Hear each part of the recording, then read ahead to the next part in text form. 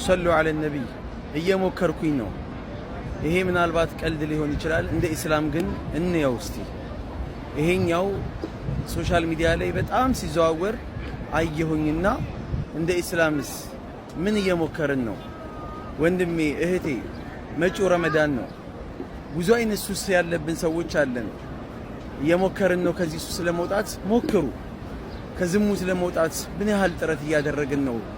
እየሞከራችሁ ነው? ሞክሩ፣ እንሞክር። ከተለያዩ ቁማር፣ አስካሪ መጠጥ፣ ከስርቆት ለመውጣት ሞክሩ። እየሞከርን ነው። እንሞክር። አሁንም ዛሬም እንሞክር፣ ነገም እንሞክር፣ ሁሌም እንሞክር። እየሞከርኩ ነው። ከነፍሳችን ጋር እንታገል።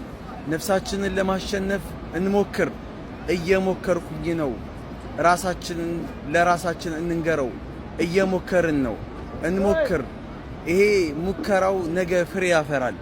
ነገ የቂያማ ቀን ሙከራ መሞከር የማይቻልበት ቀን ጌታዬ ወይ ተውበት ለማድረግ እየሞከርኩ ነው የማይባልበት ቀን ከመምጣቱ በፊት ዛሬ እንሞክር።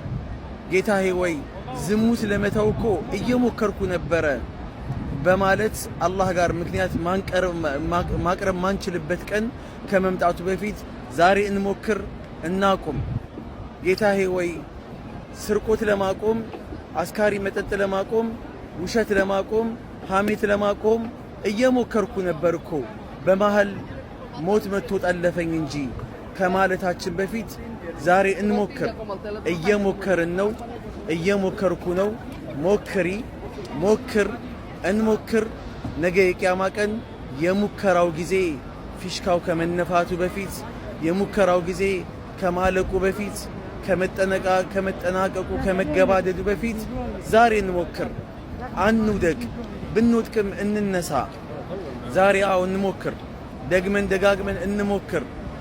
የሞከሩ ሰዎች ያልፋሉ፣ ይድናሉ፣ ፈላህ ይወጣሉ። የማይሞክሩ ሰዎች ሁሌ እንደወደቁ፣ ሁሌ እንደዘቀጡ፣ ሁሌ የበታች እንደሆኑ፣ ሁሌ ሙከራ ላይ ብቻ እየሆኑ ይቀራሉ። ሙከራችን ግን የእውነት ይሁን። ወሰላሙ አለይኩም ወራህመቱላሂ ወበረካቱ።